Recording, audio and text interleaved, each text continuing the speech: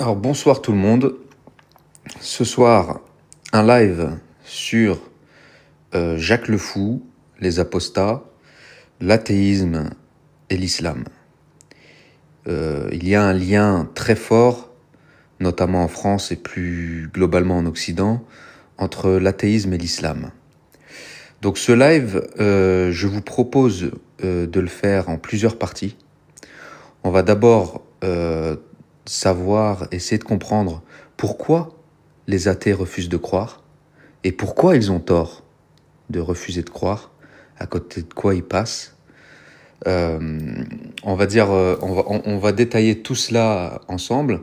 Ensuite, on va essayer d'apporter une critique objective de l'athéisme, notamment de parler des fruits de l'athéisme, et nous finirons par parler du lien, finalement, entre l'athéisme et l'islam. Oui, parce que c'est très drôle, Jacques le Fou et tous ses disciples critiquent l'islam du matin au soir et du soir au matin. On peut même parler d'harcèlement à ce niveau.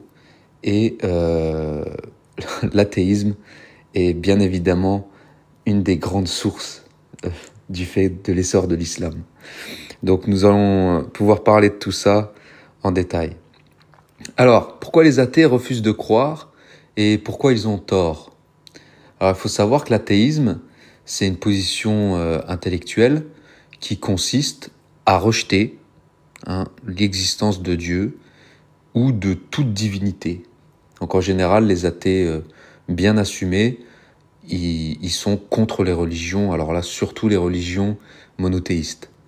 Donc pour cela, les athées, ils s'appuient souvent sur des arguments rationnels, scientifiques ou parfois même philosophiques pour justifier leur non-croyance. Mais quand on fait une analyse approfondie de leurs raisons, eh bien, on voit bien que cette posture repose généralement sur des limites de la connaissance humaine, également sur des présupposés qui sont quasiment tout le temps erronés ou alors caricaturaux, et ils ont également souvent une vision parfois biaisée de la spiritualité. Alors moi, je me pose la question, pourquoi ? Qu'est-ce qui se passe dans leur tête ? Alors, à première vue, on pourrait se dire, oui, mais en fait, le conscient populaire, notamment français, occidental, a une vision totalement obscure de ce que c'est la religion. Certains d'entre eux ont des barrières psychologiques, intellectuelles. Ils ne veulent pas forcément ouvrir la porte à cette éventualité de l'existence de Dieu ou d'une quelconque révélation. Je pense souvent par peur. Peur de passer pour des idiots, peur de passer pour des imbéciles ou des demeurés, parce qu'ils ont tellement, lorsque l'on voit les critiques finalement qu'ils font aux croyants et la posture de supériorité qu'ils ont face à eux, ça montre en fait, à travers leur jugement, ça montre en fait la peur qu'ils ont vis-à-vis d'eux-mêmes de se laisser aller à cette curiosité, ou ne serait-ce que de se poser la question. Alors, la plupart du temps, ils ont quand même, ils utilisent la science. Ils utilisent la science comme unique source de vérité. La plupart des athées considèrent que seule la science peut expliquer le monde. Ils soutiennent que les phénomènes naturels, autrefois attribués à Dieu, sont aujourd'hui compris grâce à la physique, à la biologie ou à la cosmologie. Donc cette vision du monde, elle repose sur une confiance absolue dans la capacité humaine à comprendre tout ce qui existe par la méthode scientifique. Alors pourquoi ils ont tort ? Pourquoi cet argument scientifique est erroné ? Eh bien, tout simplement parce que la science explique très bien comment le monde fonctionne. Le comment, mais n'explique pas du tout le pourquoi. Pourquoi ce monde est ainsi ? Pourquoi le monde fonctionne ainsi ? Ce n'est pas du tout la même question. Les représentations scientifiques, les théories scientifiques permettent d'analyser ce qui se passe autour de nous, de voir le lien entre les choses et les autres, et donc de mieux comprendre. Ça nous permet vraiment de mieux comprendre notre environnement, et c'est une source de lumière très utile pour notre vie de tous les jours et pour éviter certaines fatalités, on va dire. Et donc, cette vision absolue, elle est aussi limitée, comme je viens de vous dire, parce que ça ne répond pas au pourquoi ce monde existe. Dire que l'univers, par exemple, est apparu par hasard, eh bien, ça ne répond pas aux grandes questions philosophiques, notamment du sens de l'existence. Lorsque l'on est athée, nous sommes obligés de conclure que si Dieu n'existe pas, qu'il n'y a pas de créateur, eh bien, la vie est finalement un enchaînement de hasards et que finalement, elle n'a pas de sens. Et que ça ne sert à rien de chercher le sens de notre existence. Pourquoi c'est erroné la science également comme absolue? C'est que les lois scientifiques elles-mêmes, elles supposent un ordre et une cohérence. Et ça pourrait être l'empreinte d'un créateur. Bien oui. Vous savez, tout est ordonné. Tout est ordonné. Une maison, les routes, une montre, un ordinateur, une chambre bien rangée, une entreprise bien tenue. Tout cela fonctionne et a été construit par un ordre. Alors l'ordre de l'intelligence humaine. La montre ne s'est pas fabriquée toute seule. L'entreprise ne se gère pas toute seule. La chambre ne se range pas toute seule, etc., etc. Il faut à chaque fois un ordre, une intelligence qui puisse faire fonctionner tout cela. Eh bien, lorsque l'on voit l'ordre du monde, les constantes scientifiques permettent de le démontrer. On voit qu'il suffirait qu'un millionième de différence, notamment par exemple sur la vitesse de la lumière ou sur la gravité, ou bien que un atome change pour que tout le monde s'écroule, pour que la vie ne puisse pas être. Et on voit bien qu'il y a des constantes parfaites. La vitesse de la lumière en est une, la constante de Planck, pour ceux qui ont fait un peu de physique, etc.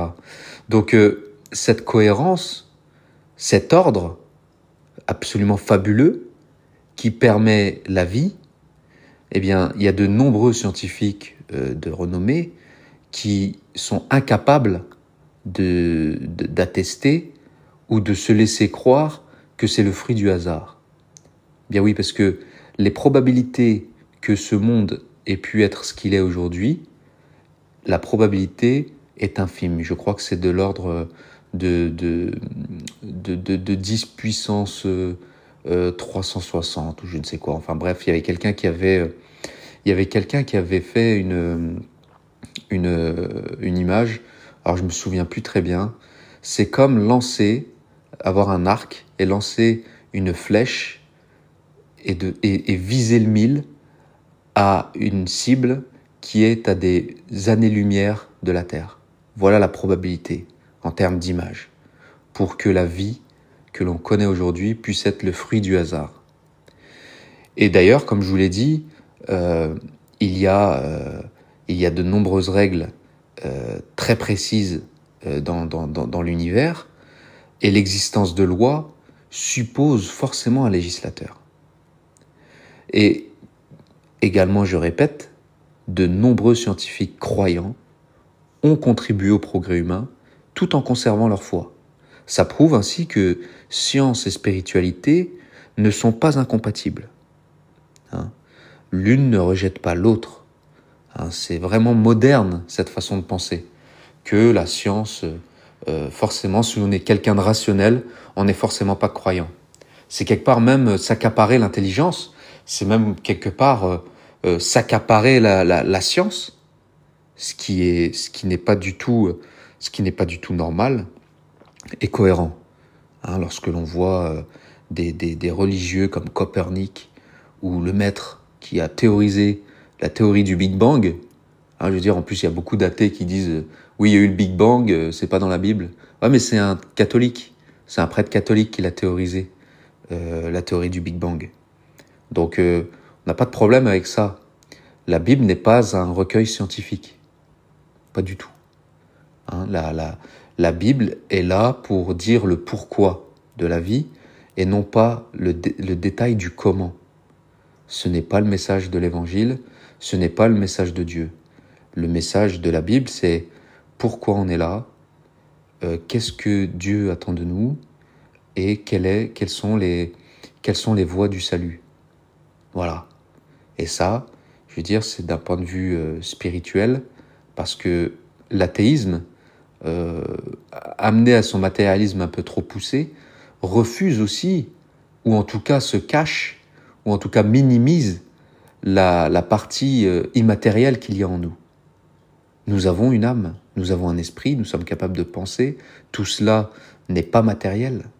Nous sommes capables d'aimer, nous sommes capables de concevoir l'amour, la justice, etc. Tout cela est immatériel. Le fait que l'homme puisse adhérer à des choses immatérielles, qui d'ailleurs souvent le font grandir, parce que lorsque vous adhérez notamment aux vertus chrétiennes, l'humilité, l'amour de la famille, la justice, etc., etc., je ne vais pas vous citer toutes les vertus cardinales, etc., eh bien, en général, ça fait de grands hommes. Des hommes éternels dans le sens où les gens les grands héros sont souvent, dans l'histoire d'ailleurs, sont souvent ces gens-là qui ont adhéré à des vertus ou à des principes immatériels. Et ce qui est immatériel est immortel. Donc si notre âme, notre esprit est capable de concevoir et d'adhérer à ces choses immatérielles, c'est qu'il y a une dimension immatérielle en nous et donc immortelle. Ensuite, les athées, ils parlent beaucoup du mal et de la souffrance dans le monde. C'est souvent un argument qu'on voit. Ils disent, mais il est où votre Dieu ? C'est pas possible. Si Dieu existait, il y aurait pas de mal, il y aurait pas de souffrance. Pourquoi permet-il la souffrance et l'injustice, etc. Pourquoi cet argument il est insuffisant ?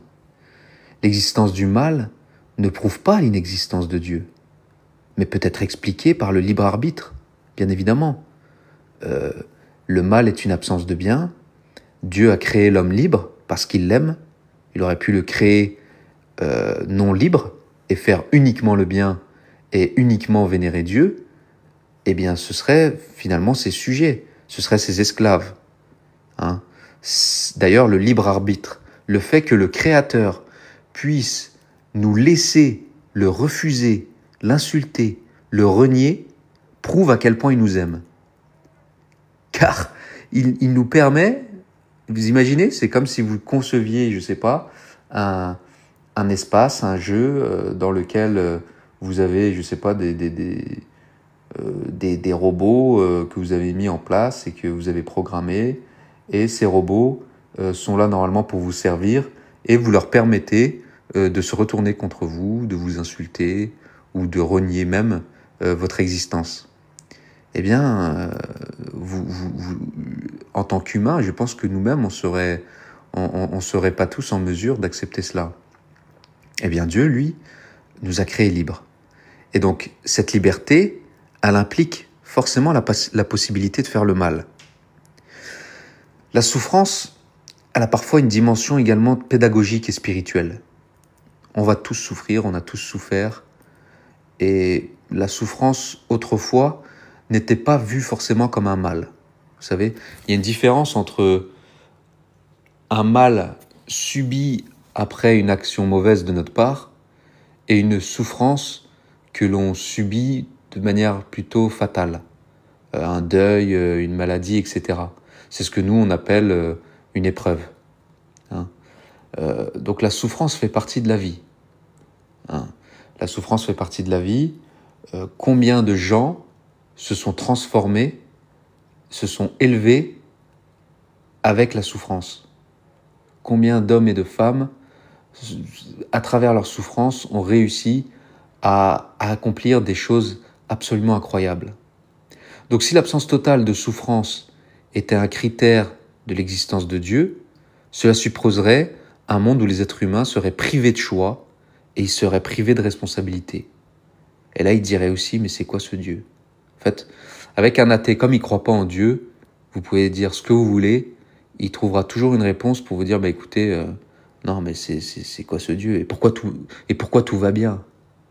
Pourquoi tout va bien? Vous voyez?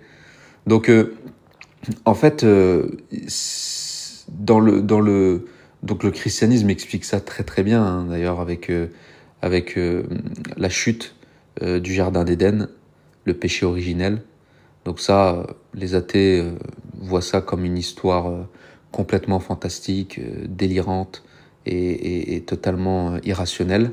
Ce qu'il faut retenir de ça, eh bien, c'est cela. C'est que depuis la chute, c'est que le mal existe. Le mal existe.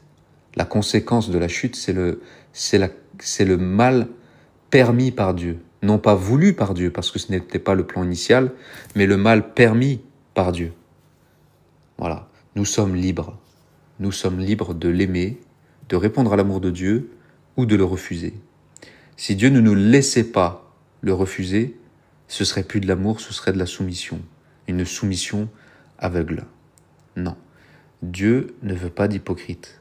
C'est comme lorsque l'on se met avec une femme, il est plus glorieux d'être aimé par une femme qui nous aime tel qu'on est et qui veut être avec nous que de forcer quelqu'un à être avec nous. Vous voyez? Il n'y a aucune gloire à cela. Eh bien, Dieu n'a aucune gloire à asservir ou à soumettre de force les gens.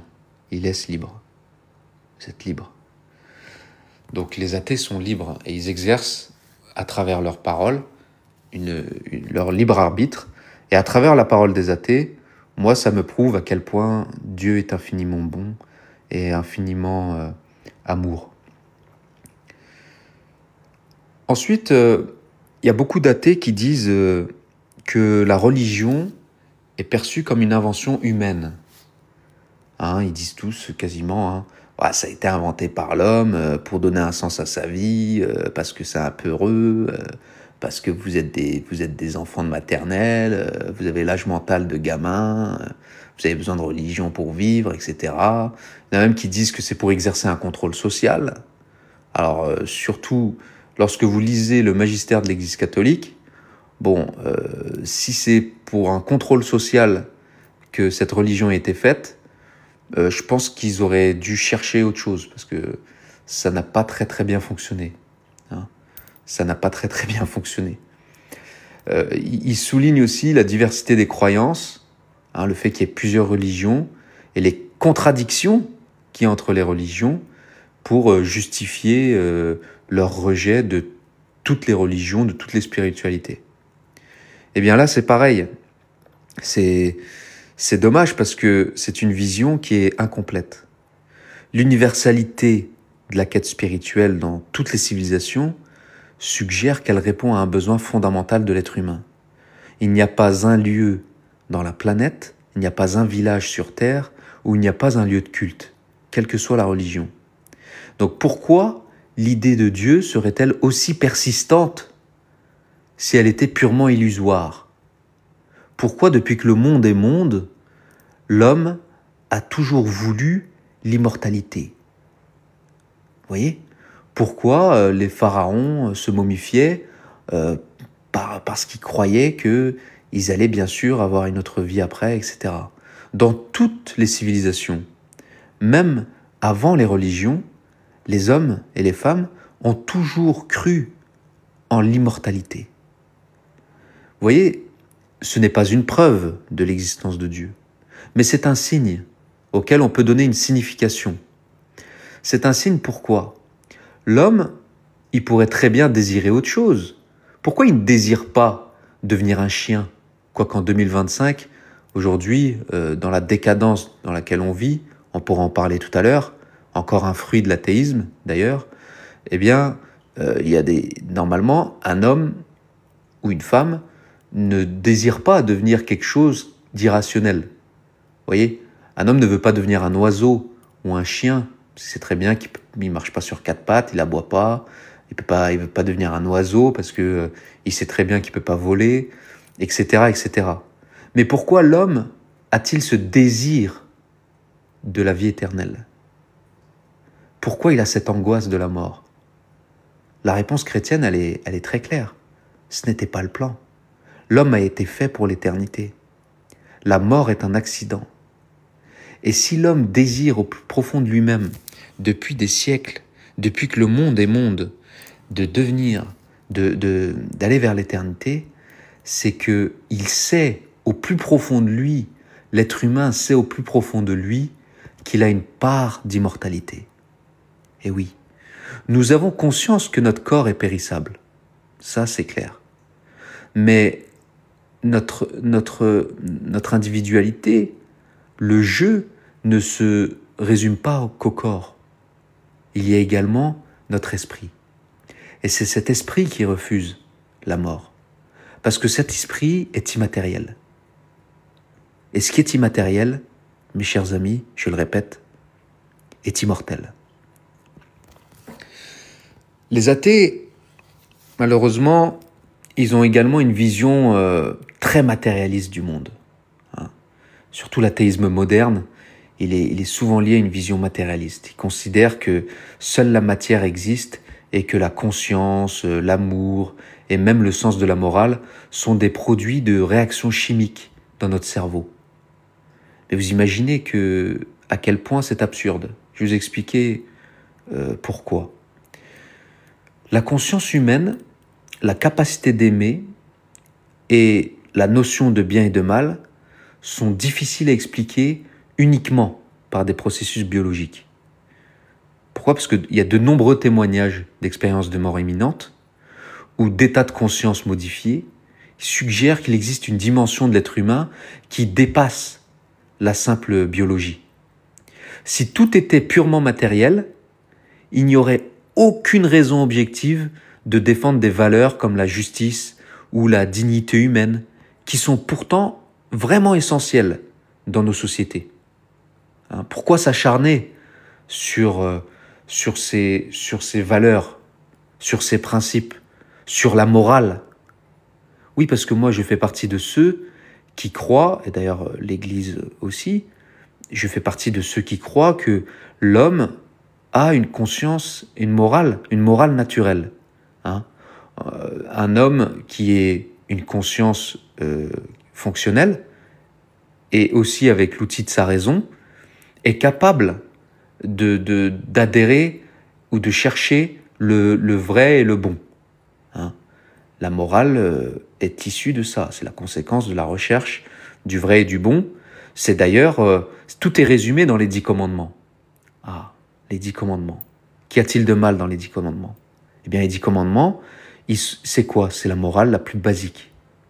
C'est, en gros, les 10 commandements sont là pour comment ne pas faire de mal à son prochain.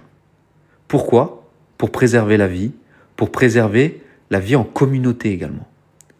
Ne tue pas, ne vole pas, ne prends pas la femme de ton prochain, ne prends pas les biens de ton prochain, etc., etc. Vous voyez, les 10 commandements sont là pour, en fait, répondre également à ce qu'on appelle la règle d'or. Ne fais pas aux autres ce que l'on n'aimerait pas qu'on te fasse. Et donc, ça pour moi, c'est naturel. Personne, quelle que soit la personne, quelle que soit sa religion, qu'il en ait une ou pas, adhérerait de façon objective aux 10 commandements. Ça prouve qu'il y a quand même une universalité, sauf aujourd'hui, dans le monde dans lequel on vit, où il y a une explosion de l'euthanasie, des suicides, une explosion des avortements. Nous sommes dans une société de la mort. Je ne veux pas rentrer trop dans les détails parce que je serais hors sujet, mais clairement, dans une société saine, relativement saine, où la raison, et je pense que même les sociétés grecques ou romaines antiques seraient choquées de la manière dont nous vivons aujourd'hui, au XXIe siècle. Vraiment. Et il y a de quoi.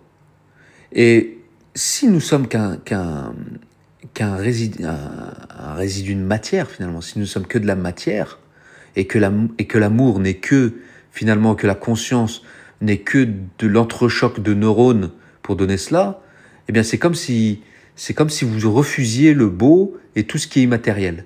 C'est comme si vous disiez que, vous voyez, une belle œuvre d'art, elle est belle, hein, comme son nom l'indique. Un beau soleil, un beau coucher de soleil. Vous faites une œuvre d'art avec un beau coucher de soleil, une belle forêt, etc. Bon, est-ce que cette œuvre d'art, elle s'arrête à la toile de peinture, le pinceau et la peinture qui a été utilisée? Bien non. C'est nécessaire, mais pas suffisant. Vous voyez? On a besoin de la toile. On a besoin d'un cerveau, on a besoin d'un corps. On a besoin de nos organes. Mais ce n'est pas suffisant pour résumer l'individu. C'est d'ailleurs ça, je vous ferai un autre live si vous voulez là-dessus, parce que je lis un livre absolument incroyable en ce moment de Jean Doja, qui s'appelle Philosophie contemporaine et pensée chrétienne, et qui montre exactement à quel point la psychologie moderne a différencié la science physique de la psychologie humaine. Voyez, alors que dans la psychologie chrétienne, hein, dans la philosophie chrétienne, l'être est un tout, l'âme est un tout. On considère l'étude de l'âme comme un tout, c'est-à-dire l'esprit et le corps. On ne dissocie pas le corps de l'esprit. Or, dans la modernité, dans le monde moderne, on a dissocié de façon vraiment très claire le corps et l'esprit. Et ça, c'est très problématique. Hein. Ça rejoint un petit peu ce que je disais tout à l'heure par rapport au fait que si nous réduisons notre vie à un corps, eh bien, il nous manque un sacré morceau. Et renier l'autre morceau, notre esprit, je pense que c'est vraiment passer à côté de sa vie. Donc, le matérialisme, sans rentrer trop dans les détails, il est catastrophique. Aujourd'hui, on voit bien les conséquences de la pensée athée dominante, matérialiste dominante. On voit bien dans quel état est l'Occident. C'est une véritable catastrophe. Explosion des divorces, destruction des structures familiales, baisse de la natalité, augmentation du célibat, augmentation des états dépressifs, des obsessions, des addictions, et j'en passe. Le monde est matériellement suffisant, mais dans l'âme, je pense très malade, très très malade. Hein. Il y a d'ailleurs, il y a une phrase qui dit « Quand tout va bien, tout va mal.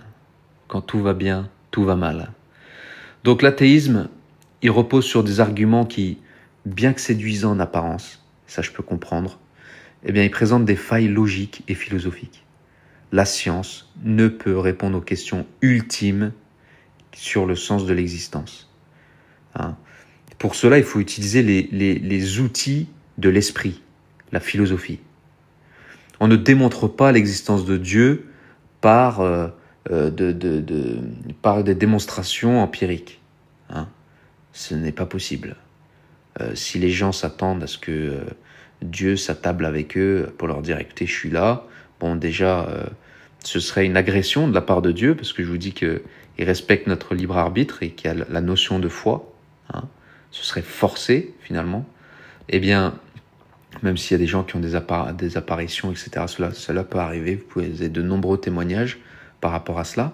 Mais en tout cas, on ne démontre pas, d'un point de vue philosophique, l'existence de Dieu comme ça. On ne démontre pas l'existence de Dieu par des moyens scientifiques empiriques. On utilise la philosophie, qui est aussi rationnelle, qui est aussi une science. Autrefois, avant l'ère moderne, la philosophie faisait partie des sciences. Les grands philosophes étaient des grands scientifiques. aujourd'hui, encore une fois, il y a une distinction, on a créé une distinction entre la philosophie et la science naturelle. Voilà. Donc, on voit bien là que c'est optionnel finalement. La philosophie, voilà, c'est de l'ordre de la pensée. Chacun pense ce qu'il veut finalement. Il n'y a pas de vérité dans la pensée. Vous avez vu? C'est tout ça qui a ramené au matérialisme. Finalement, s'il n'y a pas de vérité dans la pensée, il n'y a pas non plus ni bien ni mal dans la pensée. Il n'y a pas de pensée supérieure à une autre pensée. Et nous sommes retrouvés dans un monde moderne qui, certains suivent Nietzsche, certains suivent Freud, certains vont suivre Hegel, certains vont suivre Kant, etc., etc. Hein? Là où le génie du catholicisme a été d'avoir une vision 360, c'est-à-dire de ne pas faire d'une pensée philosophique un absolu, mais de prendre le vrai et le bon dans chacune des pensées philosophiques. Hein? C'est l'harmonie qui est recherchée dans le catholicisme, la quête de l'équilibre. Et donc, finalement, refuser de croire en Dieu revient souvent à exiger des preuves matérielles, comme je vous ai dit, d'une réalité qui dépasse l'entendement humain. Pourtant, la foi n'est pas une négation de la raison. C'est une réponse à ce que la raison seule ne peut expliquer. Au final, l'athéisme n'offre pas une explication plus satisfaisante du monde que la croyance. Hein. Je ne vois pas quel monde ils ont à nous offrir. Hein. Quelle société ils ont à nous offrir de meilleure que la société chrétienne, par exemple. On a vu cette société qu'ils nous ont offert et on a vu que ça va aboutir à la mort. Hein. Lorsqu'on n'en fait plus de bébés, lorsque l'on change de sexe, lorsque l'on avorte, on meurt. Hein. On meurt. Lorsque tout le monde fait ce qu'il veut et qu'une manière de vivre n'est plus meilleure à une autre, eh bien, c'est le meilleur moyen de devenir n'importe quoi. Hein. C'est en devenant n'importe qui que l'on devient n'importe quoi. Donc on vit dans le grand n'importe quoi aujourd'hui. Donc ignorer la dimension spirituelle de l'existence revient à passer à côté de sa vie pour moi et aussi à passer à côté d'une partie essentielle de la réalité. Les gens qui refusent la spiritualité ne sont pas réalistes, contrairement à ce qu'ils essayent de nous faire croire. Hein. Donc, l'athéisme militant, lui, a-t-il vraiment produit une civilisation meilleure, comme je l'ai dit? L'histoire du XXe siècle montre que les idéologies athées, comme le communisme, le nazisme, ont engendré les régimes les plus meurtriers de l'histoire. L'Inquisition chrétienne, c'est 30 000 morts en 5 siècles. 30 000 morts en 5 siècles. Hein? L'Inquisition chrétienne, vous pouvez aller vérifier. 30 000 morts en 500 ans. Le communisme, 20 millions de morts en une dizaine d'années. Le nazisme, n'en parlons pas. Donc, nous n'avons aucune leçon de civilisation à recevoir des athées. Aucune. Leur argument moral ne tient pas, et c'est d'ailleurs ce que je vais expliquer juste après. Donc, au lieu de mépriser la foi, les athées militants devraient se poser cette question de saint Augustin. Saint Augustin disait « Tu nous as fait pour toi, Seigneur, et notre cœur est sans repos tant qu'il ne demeure en toi. Tu nous as fait pour toi, Seigneur, et notre cœur est sans repos tant qu'il ne demeure en toi. » Qu'est-ce qui rate, nos amis? La rencontre avec le Christ, le bonheur de la foi, la joie que ça apporte, l'histoire du Christ, l'évangile, comment ne pas être curieux, et ne serait-ce que par curiosité de lire et de voir si cela suscite la foi. Moi, je serais athée, honnêtement. Hein. Je ferais un pari, quoi. Je me dirais, bon, allez, si Dieu existe, ok, allez, je vais lui demander. Moi, j'aurais demandé à Dieu, écoute, j'aurais demandé comme ça, écoute, moi je sais pas, dans le doute, parce que si tu existes, ça serait quand même con d'être passé à côté. Donc j'ai une chance sur deux, soit tu existes, soit tu n'existes pas. Bon, dans le cas où tu n'existes pas, bon ben j'ai rien perdu de toute façon. Moi je vais continuer ma vie telle qu'elle est, du mieux que je peux, etc. Mais si tu existes, j'aimerais ne pas passer à côté, donc je te demande de te manifester. Manifeste-toi. Il y a des gens qui l'ont fait, hein. Et ça fonctionne. Jésus d'ailleurs l'a dit, hein. Ceux qui frappent à la porte, je leur ouvre. Voilà. Mais encore faut-il avoir un peu le cœur ouvert et l'humilité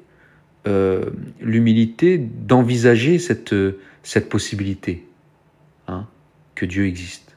Laissez ne serait-ce qu'un millimètre de la porte ouverte.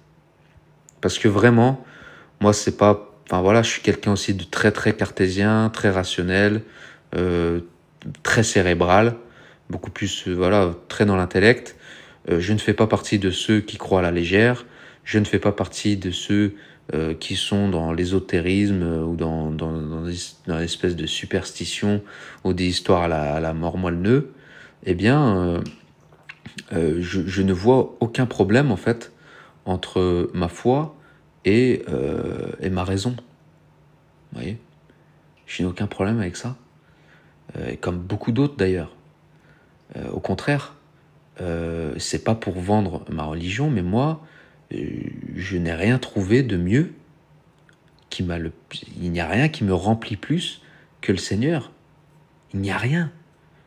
Je peux avoir des plaisirs dans la vie, je peux avoir des satisfactions dans la vie, je peux avoir voilà, plusieurs bons moments dans la vie, etc. Mais il n'y a rien qui peut me combler plus que le Seigneur. C'est l'infini. L'âme ne se rassasie jamais des choses finies, finalement. On l'a tous expérimenté, cela. On l'a tous expérimenté. On a combien d'entre nous n'ont pas rêvé d'avoir une chose et une fois l'avoir eue, se sentir complètement, voilà, une fois la satisfaction, le plaisir passé, bon bah c'est terminé, on n'est pas comblé. Vous voyez, on n'est pas comblé indéfiniment. Bon bah il n'y a que Dieu qui peut combler cela. Il n'y a que Dieu qui peut combler de façon infinie. Hein. Donc parlons maintenant de la morale des athées.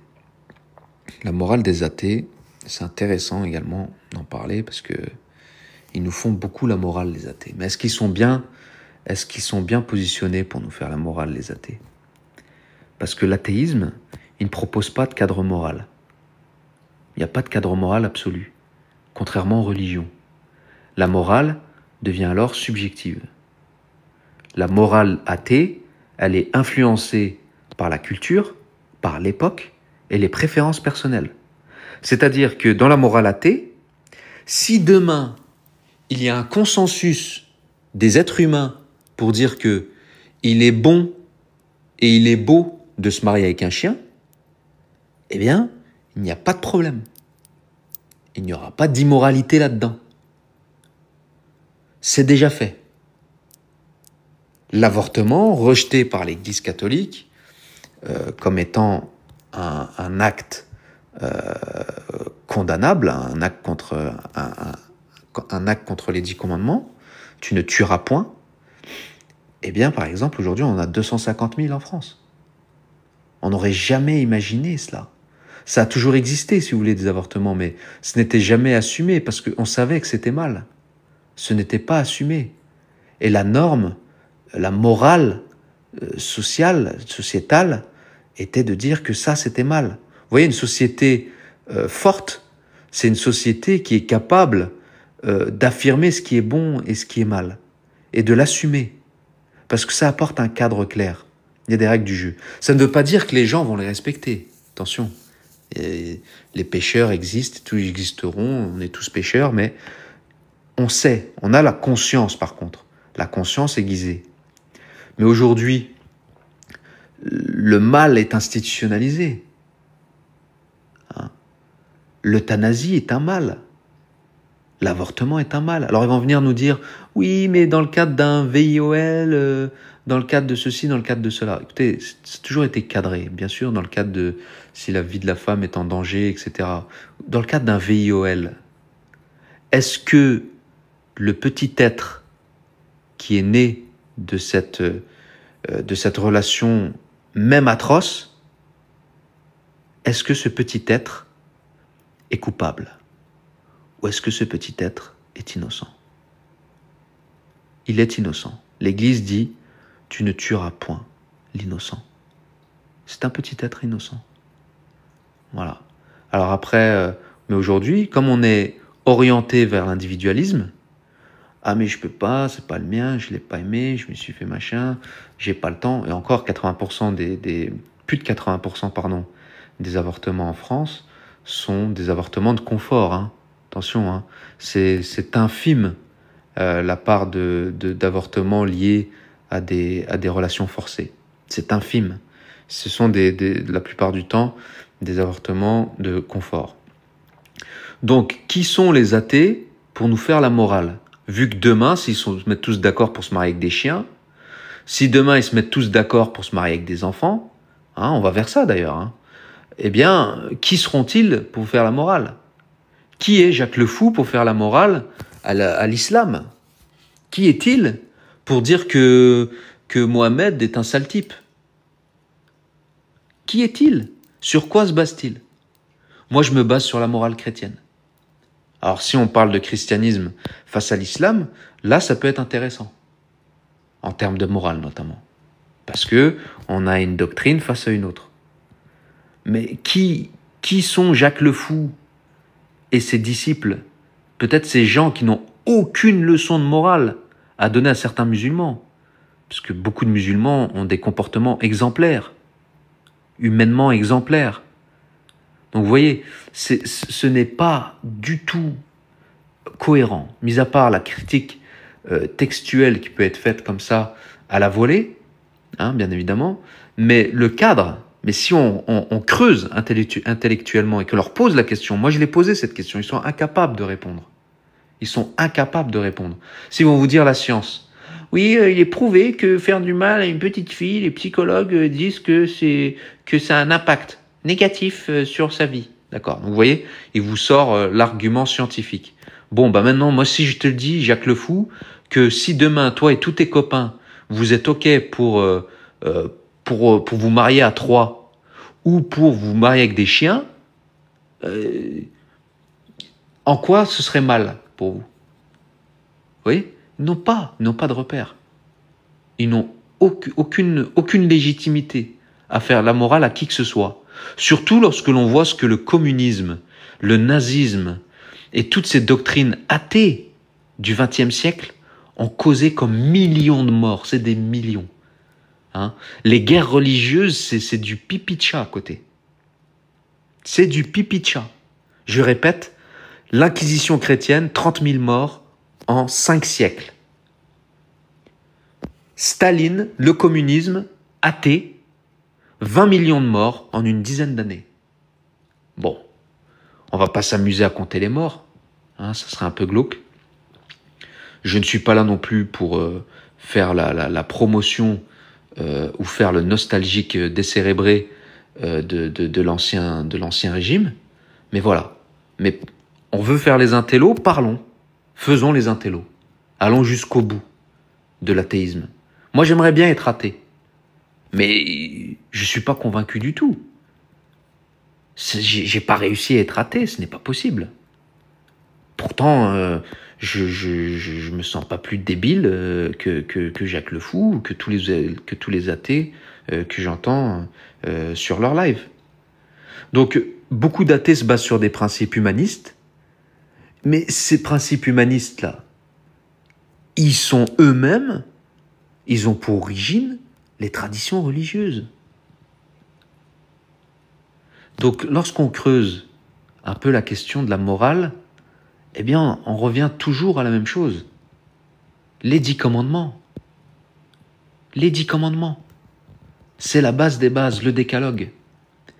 Donc, sans cadre transcendant, ce qui est bien ou mal dépend uniquement des conventions sociales. Et c'est ce qui peut mener à des grosses contradictions dans leurs critiques. Hein? Je pense qu'ils n'ont aucune leçon de morale à donner. J'ai même pas envie de donner des exemples parce que on va me sauter le live. Les pratiques, les pratiques, notamment sexuelles, du monde moderne, franchement, elles laissent à désirer quand même. Lorsque le monde moderne athée, les stars du monde moderne athée aujourd'hui n'ont rien à voir avec Jeanne d'Arc ou Saint-Louis. Autrefois, les grands bonhommes et les grandes bonnes femmes étaient des gens qui marquaient l'histoire par leur adhésion à des vertus immatérielles et donc éternelles, comme la bravoure, le courage, l'amour, la justice, le bien, la vérité, mourir pour la vérité, mourir pour ses principes. Vous voyez, ça c'était nos grandes stars du monde religieux d'autrefois. Aujourd'hui, les grandes stars du monde moderne, c'est Rocco Siffredi, quoi. Vous voyez, c'est Rocco Siffredi, c'est Puff Daddy, c'est les anges à la télé, je sais pas quoi là, la télé-réalité, c'est les chanteurs, voilà, c'est les acteurs, voilà. Bon, ça me fait pas rêver, moi, honnêtement. Ça me fait pas rêver pour pas dire autre chose. Donc, on a donné l'argument de la morale. On peut aussi parler de l'absence de charité et d'engagement social structuré. Alors, il faut que vous sachiez ça, je ne sais pas si tout le monde le sait, mais les grandes œuvres de charité, notamment en France, qui sont imposées dans l'Occident, comme les hôpitaux par exemple, avant ça s'appelait l'Hôtel Dieu, les tenues d'infirmières, autrefois c'était les tenues des sœurs, vous voyez, c'était les tenues des sœurs religieuses. L'hôpital, pour tous, amis comme ennemis, frères et comme lointains, eh bien, c'est l'Église catholique. Les palais de justice, la robe de l'avocat, c'était la soutane du prêtre. Le marteau qu'utilise le juge, autrefois nous utilisions le crucifix. Lisez le code de droit canon catholique et vous allez voir comment le code de droit civil s'en a inspiré, notamment Napoléon. Le code napoléonien s'est beaucoup inspiré du droit romain et aussi du droit du code de droit canonique de l'Église catholique, qui est absolument incroyable. Je ne sais pas si vous avez déjà eu la curiosité de lire ça, mais moi j'ai été complètement stupéfait. C'est en termes de théologie, en termes de droit, la théologie morale, la sociologie de l'Église. Nous avons tous les éléments pour créer une société tout à fait saine et honorable. On a tout dans nos bouquins, il y a tout ce qu'il faut. La France a déjà tout pensé, tout écrit, il n'y a pas de problème. C'est juste qu'on a des demeurés qui ont pris les rênes, c'est tout. Mais la pensée est déjà faite. Nous apportons plus grand-chose, si vous voulez, en termes de vertu aujourd'hui. Il n'y a plus grand-chose à apporter, mis à part détruire. Donc, la charité, les hôpitaux, la justice, les associations humanitaires, les écoles. Les écoles, c'est qui?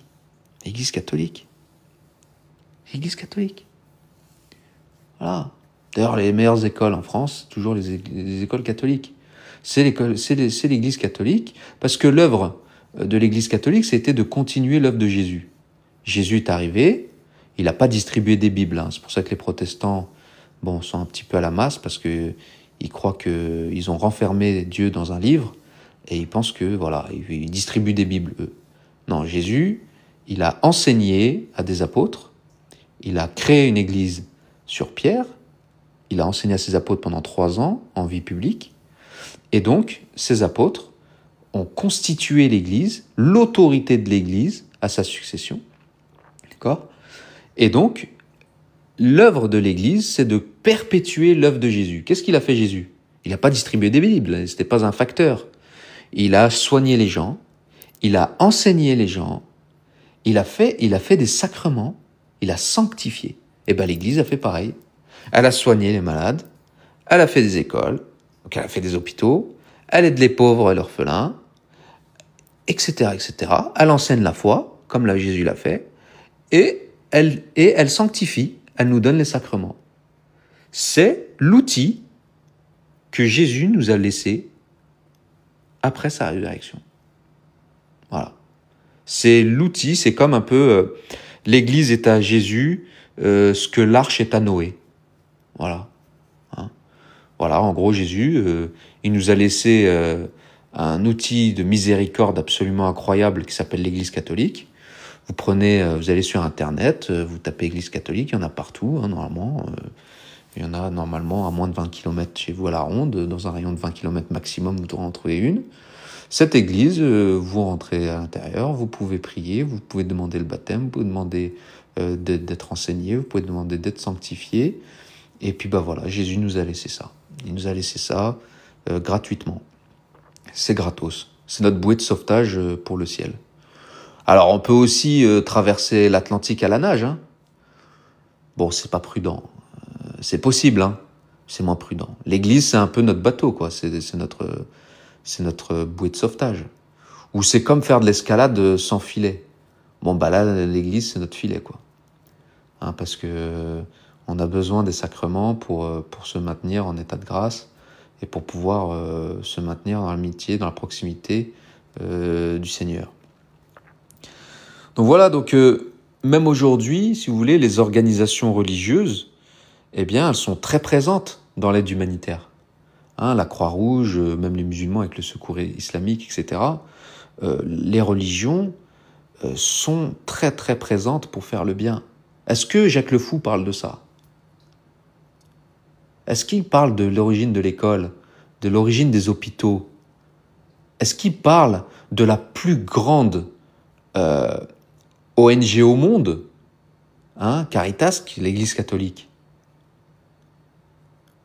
Hein, on aime bien dire, ouais, l'Église, elle est super riche, ouais, le Vatican, c'est super riche. Bon, le pape, il a pas de salaire, hein, il ramène rien avec lui. Demandez aux prêtres combien ils sont payés, hein, vous allez doucement rire. Hein. Le pognon qu'on donne à l'Église, on sait où il va. Hein. On sait où il va. Et pourvu que l'Église continue à être très riche, il faut qu'elle s'enrichisse encore plus. Parce que ce pognon-là, il va aux pauvres. C'est des centaines de milliers d'écoles à travers le monde. 60% de ces écoles et de ces hôpitaux qui sont construits sont pour des non-chrétiens. Comme Jésus a fait. Charité pour tous. Universalité. Universalisme. Catholique veut dire universel. Le bien pour tout le monde. Sans distinction de race. Sans distinction de religion. Est-ce qu'il en parle, ça, de Jacques Le Fou? Hein? Parce qu'aujourd'hui, le monde moderne, ils sont accaparés. Hein, regardez comme ils ont fait à Emmaüs. Le monde moderne s'accapare tout ce que l'Église a construit. Et puis vous avez des Bill Gates, hein, qui font des ONG mondiales pour se prendre pour des sauveurs. Par contre, eux, qu'est-ce qu'ils font avec le pognon? J'en sais rien. Hein, parce que c'est vrai que si vous regardez l'ONG de Bill Gates, c'est des milliards. Bon, s'il finance des vaccins. Vous voyez, donc c'est assez incroyable. Donc les athées, ils peuvent être charitables individuellement. Attention, je ne suis pas en train de dire que les athées sont humainement inférieurs ou quoi que ce soit. Il y a des athées d'une exemplarité incroyable chez eux.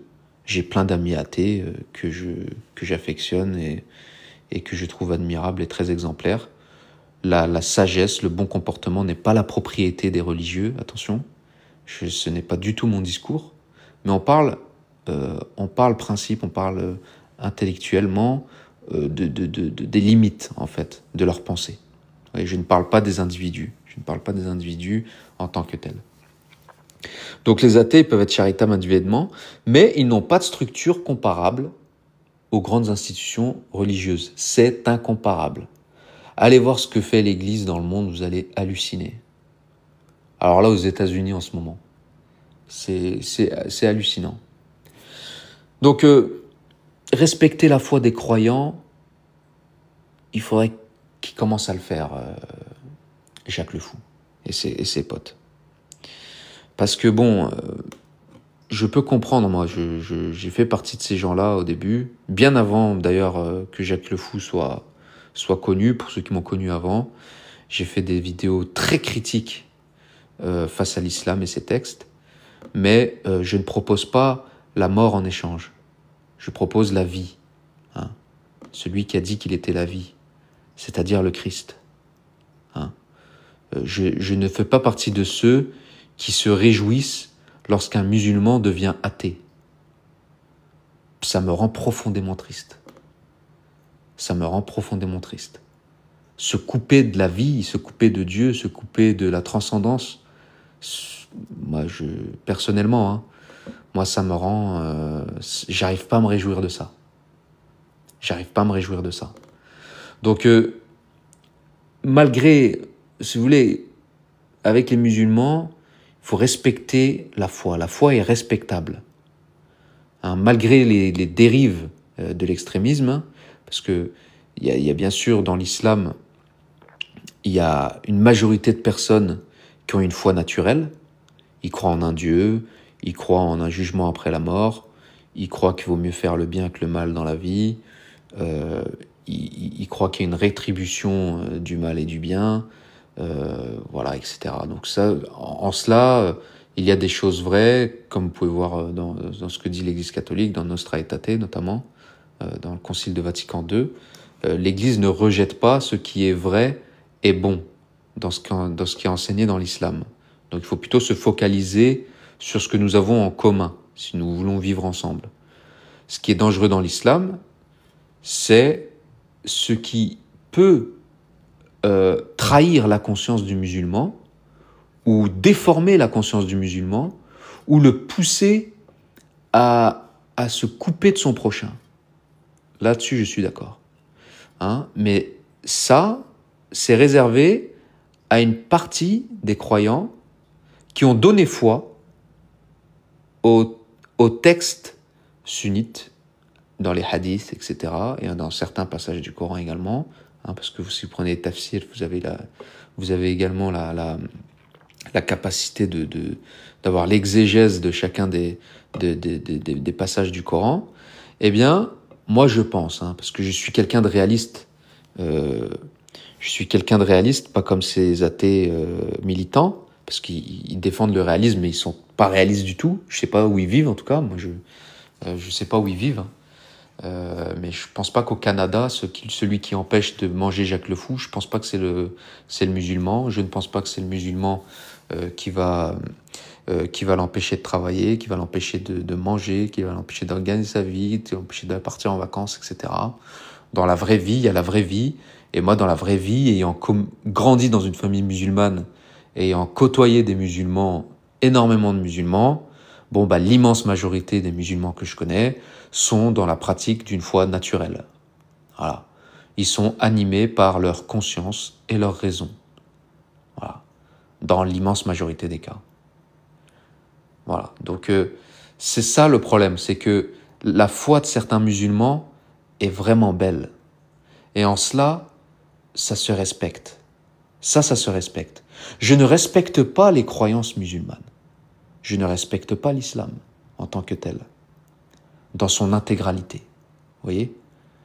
Mais je respecte la foi des gens. Parce que la foi rend souvent les personnes belles, grandes, lumineuses, et en lien avec les autres, en général. Vous voyez ? Parce que c'est quoi la foi ? Lorsque quelqu'un a une belle foi, il suscite en vous la confiance et la paix. C'est ça la foi. Hein. Jésus, il a transmis la foi comme ça. Jésus, il a pas distribué des Bibles. Il a généré la foi par son comportement. Voilà. Ce qu'il a fait, ce qu'il a dit, et l'accomplissement des Écritures. 3 choses. Ce qu'il a fait, ses actes, ses miracles, toutes ses actions. Ce qu'il a dit aux gens, ce qu'il a enseigné, et l'accomplissement des Saintes Écritures.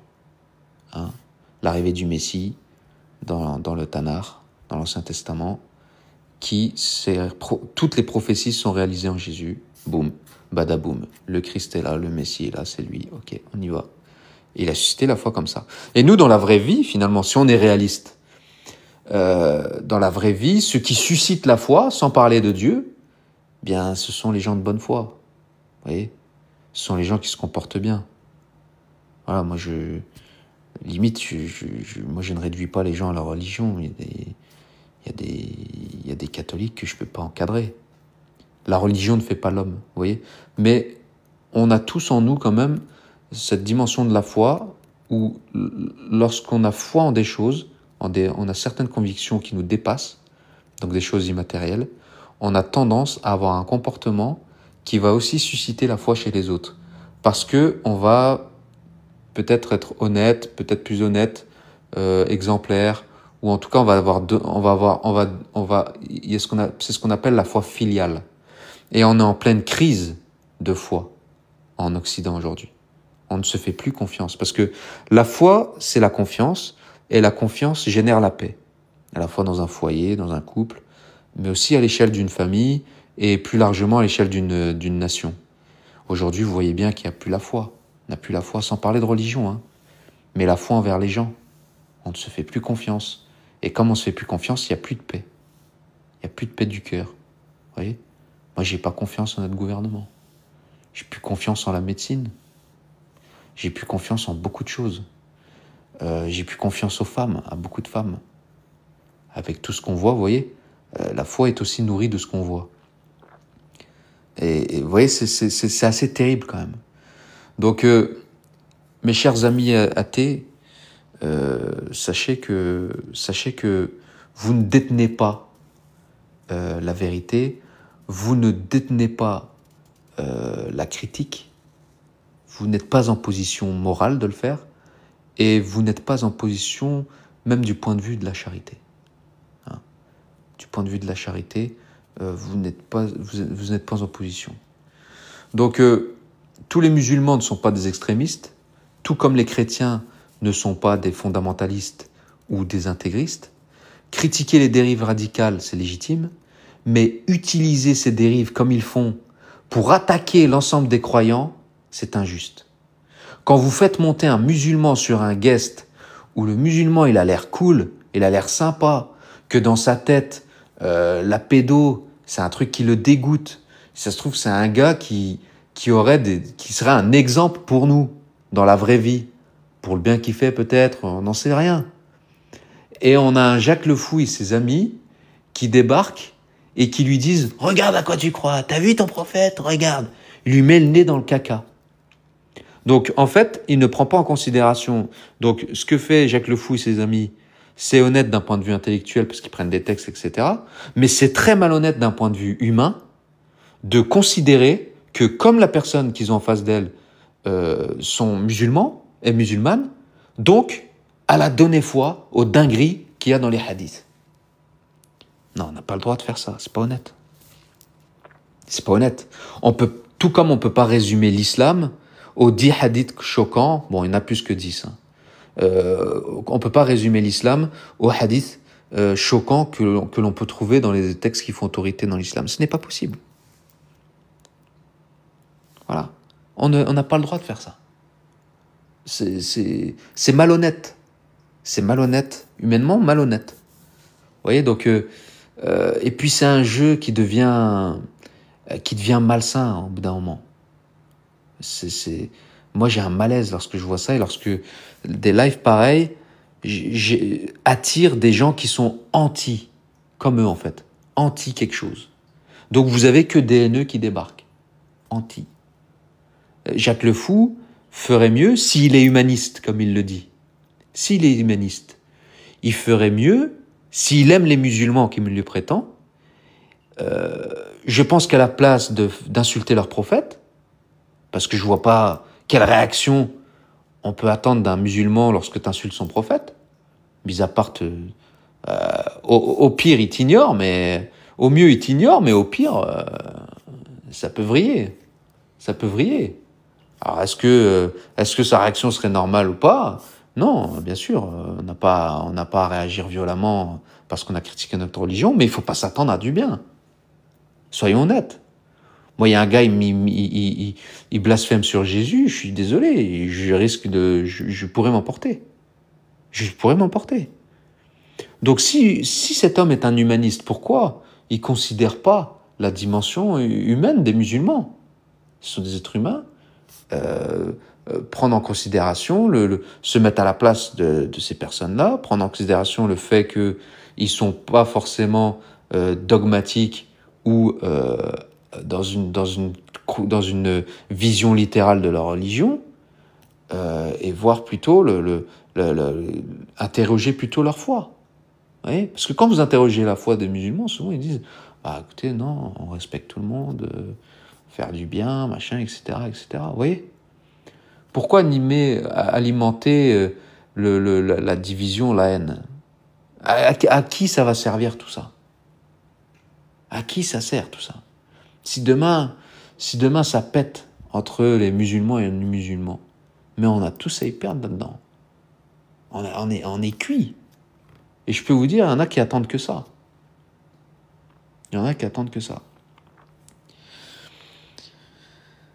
Donc, où est-ce que j'en étais? Voilà, malgré les dérives radicales qu'il y a dans l'islam, eh bien, il ne faut pas utiliser cela, cette dinguerie, pour foutre ça dans le nez de tous les croyants. C'est injuste. Parce que si on suit cette logique, il faudra leur condamner toute idéologie ayant produit des extrémismes. Y compris l'athéisme. Y compris l'athéisme, monsieur Jacques Le Fou. Parce que l'athéisme a été lié à des régimes totalitaires comme en URSS ou la Révolution française.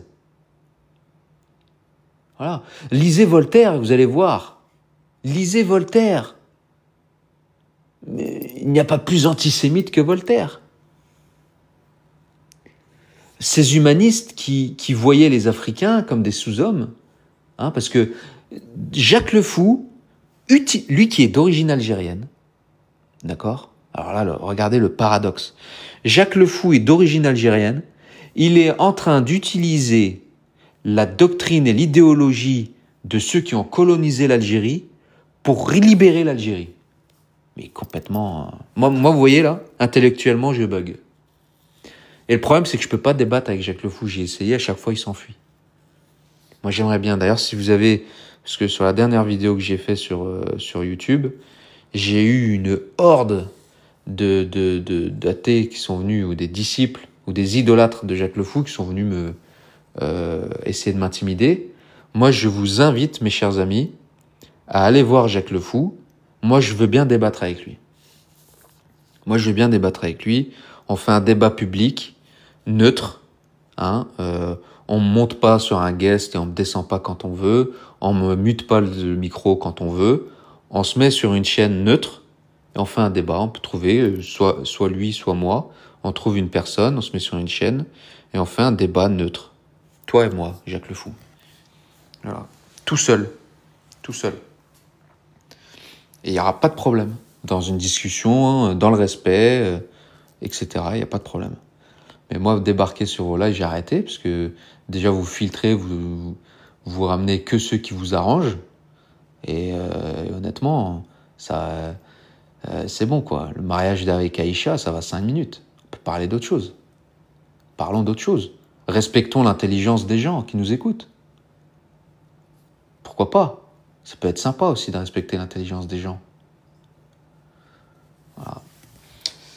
Donc, donc si on veut critiquer une partie de l'islam et essentialiser l'islam à sa totalité, eh bien on devient forcément malhonnête. Parce que dans ce cas-là, dans l'athéisme, il faut tout rejeter aussi. Dans le libéralisme, il faut aussi dans ce cas tout rejeter. On met tout à la poubelle. On jette le bébé avec l'eau du bain. Résumer l'islam au mariage avec Aïcha. Moi personnellement, j'ai grandi dans une famille musulmane, j'ai jamais entendu parler de ça. Mais vraiment, parler avec mes parents, mes grands-parents, jamais entendu parler de ça. Les musulmans ne parlent pas du mariage d'Aïcha. Leur foi n'est pas basée là-dessus, en fait. Alors, on parle des 5 piliers. Au mieux, les 5 piliers. Le nombre de musulmans qui ont lu le Coran, les hadiths et les exégèses, là, on n'est plus qu'à 2% des musulmans. Donc, voilà, l'immense majorité, ils sont dans une foi naturelle. Ils sont dans une religion culturelle, traditionnelle. Ils font comme leurs parents, ils suivent. Maintenant, il y a des chefs de meute qui ont des pétrodollars et qui nourrissent de l'extrémisme, etc. Bon, dans ce cas-là, attaquez-vous à ces gens-là. Attaquez-vous à ceux qui les financent. Attaquez-vous à ceux qui les laissent. Attaquez-vous à ceux qui ont permis l'islamisation. Attaquez-vous à ceux qui le financent, etc., etc. S'attaquer aux petits musulmans du coin, à l'immigré du coin qui a un bac-10, bon, c'est facile, hein. Honnêtement, c'est facile. Venez, on tape sur les grands, Jacques Le Fou. Viens si t'es un humaniste. Moi, je suis un humaniste aussi. Venez, on tape sur les vrais. Venez, on dénonce le vrai pourquoi on en est là aujourd'hui. Le vrai pourquoi il y a de l'islamisme en France. Le pourquoi il y a de l'immigration désordonnée. Le pourquoi il y a toute cette division. Le pourquoi il n'y a plus d'ordre et de morale. Le pourquoi il y a du prolétariat de plus en plus profond. Venez. Là-dessus, ouais, moi, il n'y a pas de problème. Et plutôt que d'être anti, propose-nous quelque chose, Jacques Le Fou. Propose-nous quelque chose. Fais-nous un live pour quelque chose. Invite les musulmans, si tu les aimes, à goûter à autre chose, à une autre façon de vivre. Et montre-leur que ta façon de vivre est meilleure que la leur. Et là, peut-être qu'ils vont te suivre. On va peut-être tous te suivre. Mais me faire croire, ou faire croire aux musulmans que leur salut, et que le salut du monde viendra du rejet de l'islam sunnite, honnêtement, c'est du foutage de gueule. Voilà, c'est du foutage de gueule.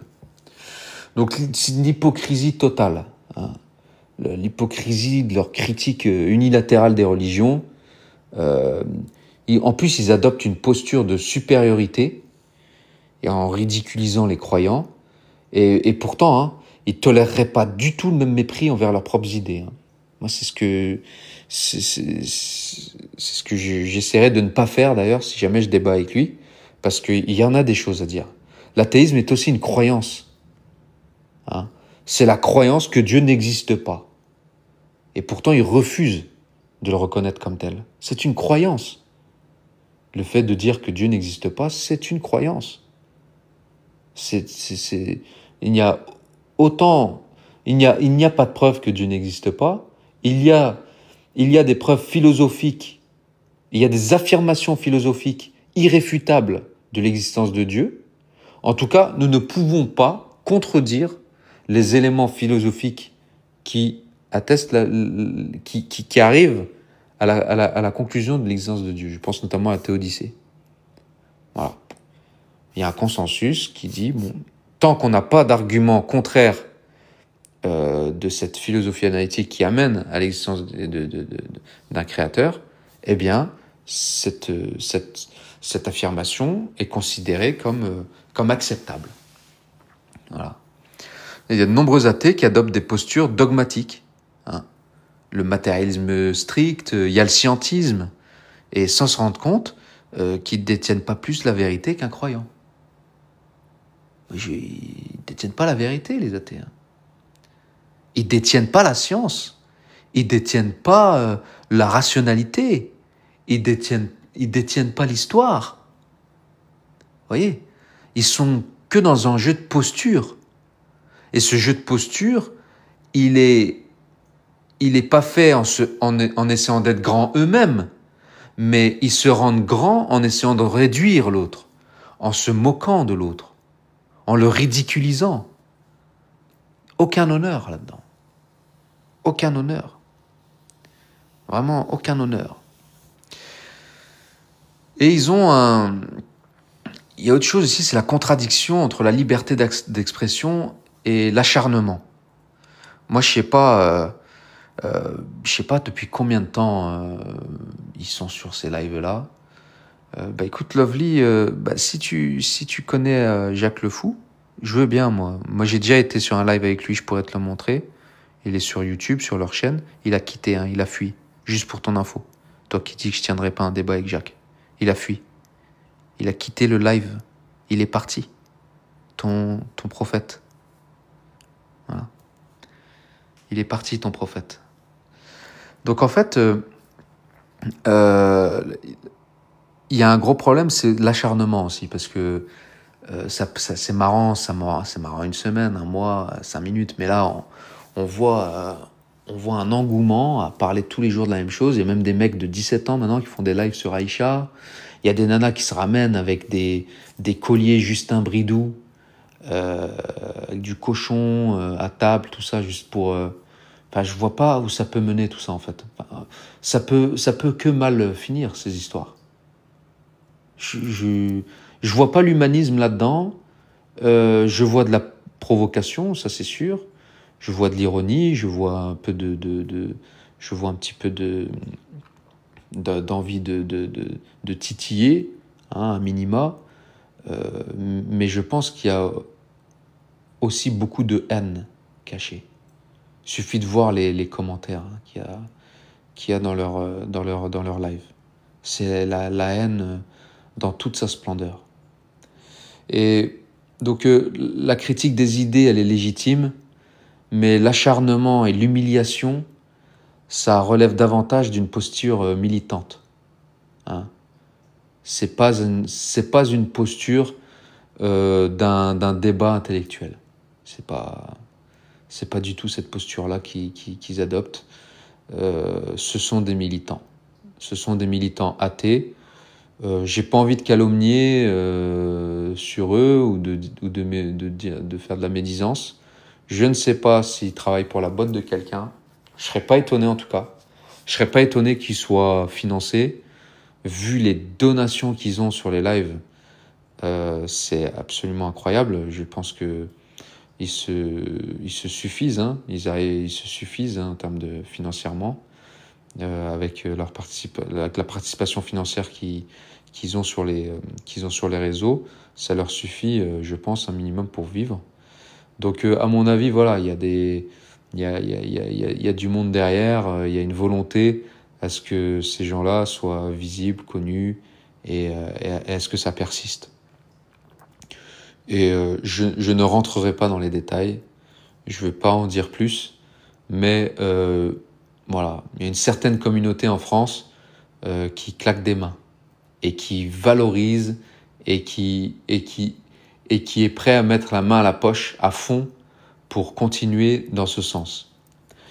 Donc un vrai débat, il se fait dans le respect et l'écoute, pas dans la provocation permanente.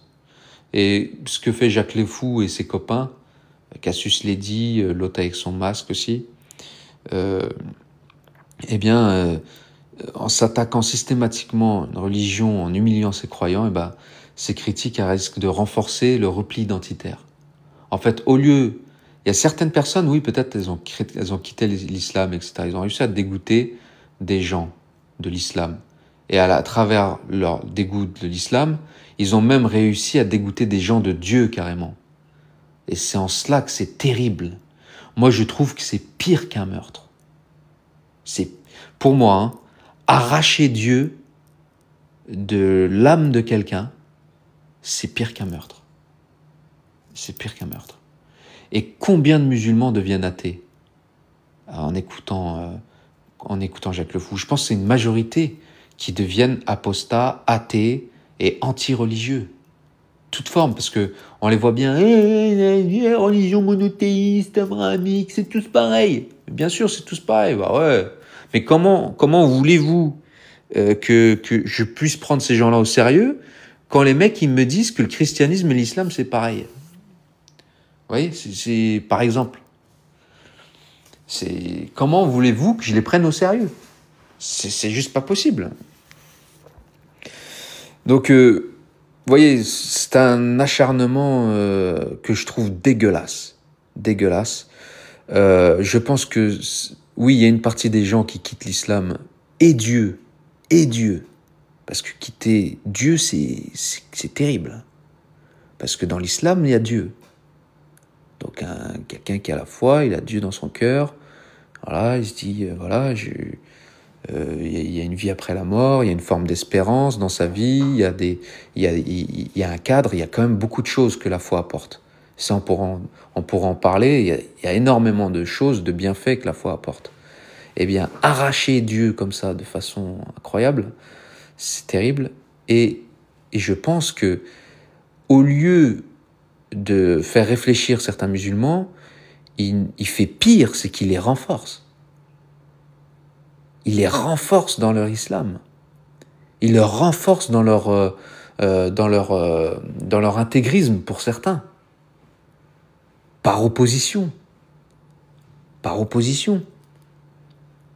En fait, l'athéisme, c'est le libéralisme. Donc quand vous écoutez le débat, vous avez le musulman qui va dire, mais toi, va vivre avec ta sœur ou va te marier avec un chien.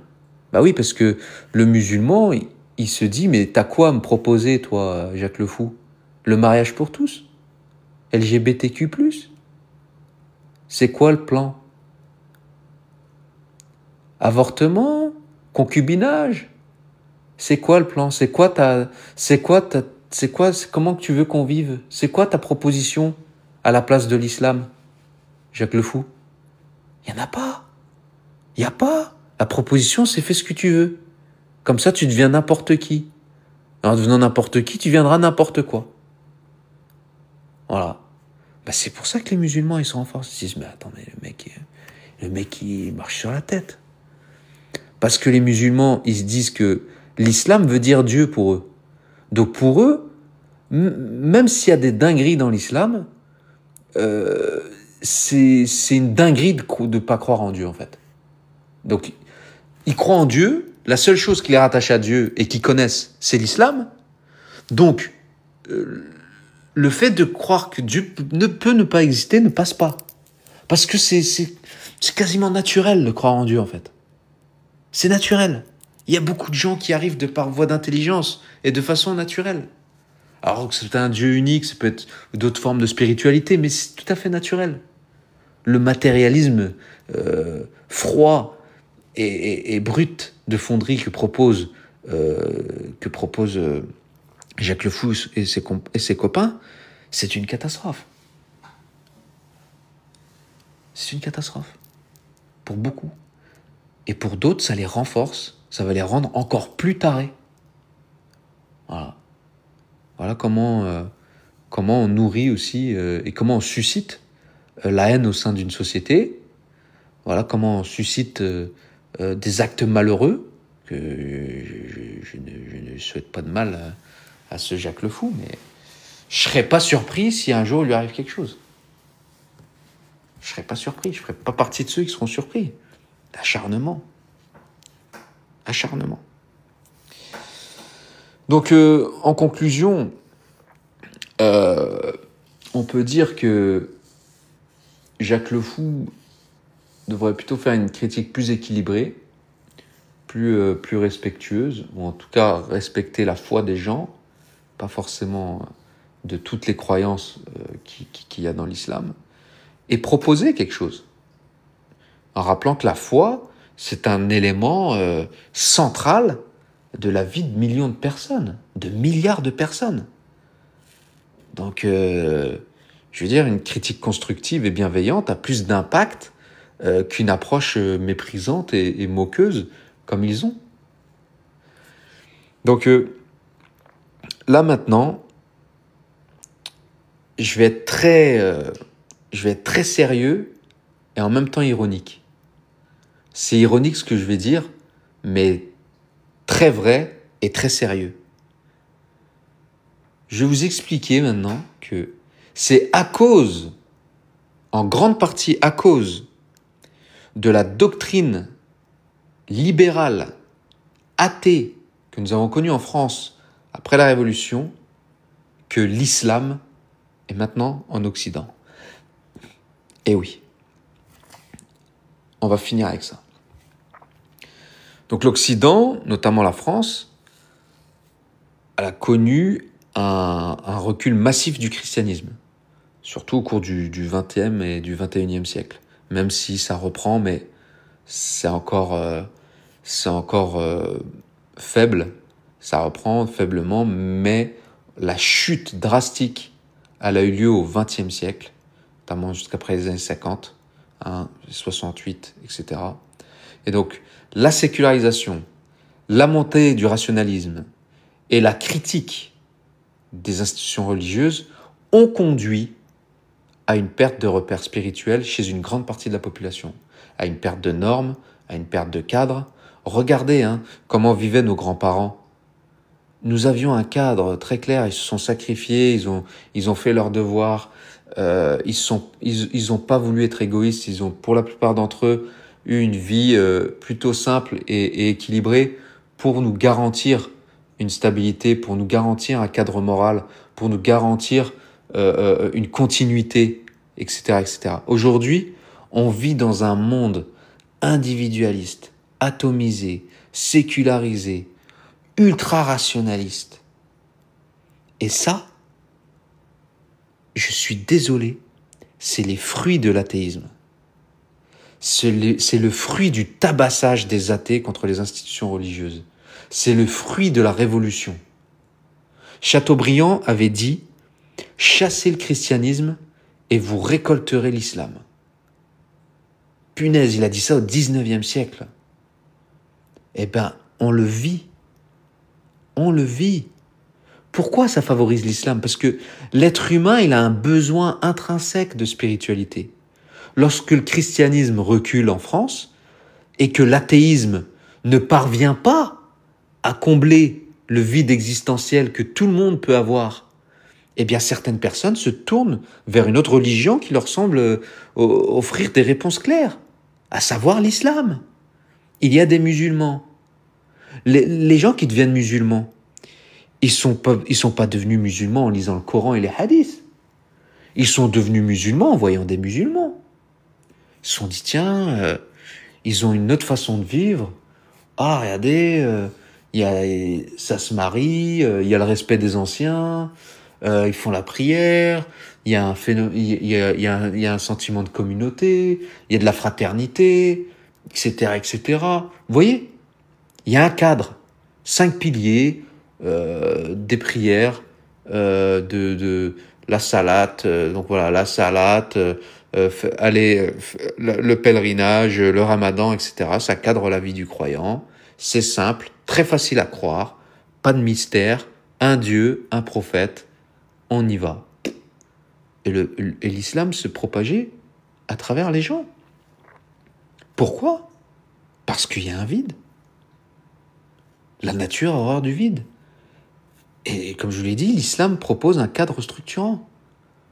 Parce que contrairement à la vision relativiste de la morale prônée par l'athéisme, l'islam, lui, il offre un mode de vie précis, des règles claires, une discipline rigoureuse. Et ça séduit de nombreuses personnes qui cherchent du sens dans la vie. Le catholicisme aussi donne ce cadre. Mais le catholicisme, on l'a totalement... on s'est acharné dessus pendant 2 siècles. À tout va. On a craché sur l'Église dans toutes les institutions. Commencer par l'éducation nationale. Voilà. Même à la télé, lorsqu'ils montraient un prêtre à la télé, je me rappelle les films de Louis de Funès, lorsqu'ils montraient un prêtre à la télé, c'était le mec le plus ridicule. C'était le guignol de service. Voilà, on a rendu la religion complètement... on a débilisé la religion, on l'a décrédibilisée, on l'a martelée pendant des siècles. Voilà, et on en est arrivé aujourd'hui là. Vous méritez l'islam, les athées. Arrêtez de critiquer. Vous méritez une bonne charia. Parce que la solution ne viendra pas de vous. On ne chasse pas l'islam avec du libéralisme. On ne chasse pas quelqu'un qui croit en Dieu avec des strings. avec de la fornication, avec une vie de cochon. Ce n'est pas possible. Ça ne fonctionnera pas. Et les musulmans ont bien raison de résister. Bien sûr. La morale naturelle, la tradition, la famille, les enfants, les parents, prendre soin des anciens. Mais bien sûr, ils ont raison. Ils ont raison. C'est quoi l'intégration en France? C'est quoi? C'est l'intégration à la République, au mariage pour tous, au LGBTisme. Accepter que tout se vaut. Accepter qu'il y ait 1000 modes de vie et qu'il n'y en ait aucun qui soit meilleur que l'autre. C'est ça. C'est ça la liberté. C'est ça la vérité, c'est ça être bien, c'est ça l'humanisme. C'est accepter même le mal. C'est accepter finalement la médiocrité. Refuser l'excellence. Refuser le grand, le beau, le vrai. Ah non. Ah non, moi je comprends qu'il y ait des gens qui n'adhèrent pas au système républicain, mais je comprends. Si la France redevenait catholique, parce que pour moi c'est ça, hein, le combat il est spirituel.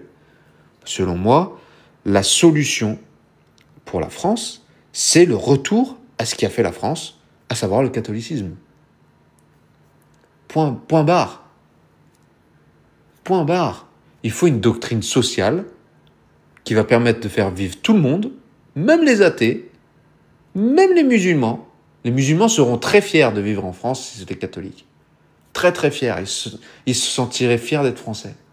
Ils se disent, un pays qui croit en Dieu, dans un pays où il y a la morale, où une femme c'est une femme, un homme c'est un homme, où il y a le sacré du mariage, le sacré des enfants, le sacré de la famille. Ah oui, rien que ça en fait, ça structure, ça cadre. Alors, pourquoi la plupart des musulmans en Russie, ils sont fiers d'être russes? Ils se disent pas je suis musulman en Russie, ils se disent je suis russe.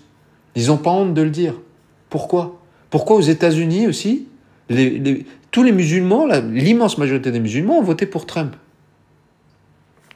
Trump, il assume totalement sa croyance en Dieu, le cadre moral, la morale naturelle. Anti-wokisme, anti-LGBTisme, anti-toutes ces dingueries-là. Mais quand est-ce qu'on va arrêter ces dingueries-là? C'est les fruits de l'athéisme.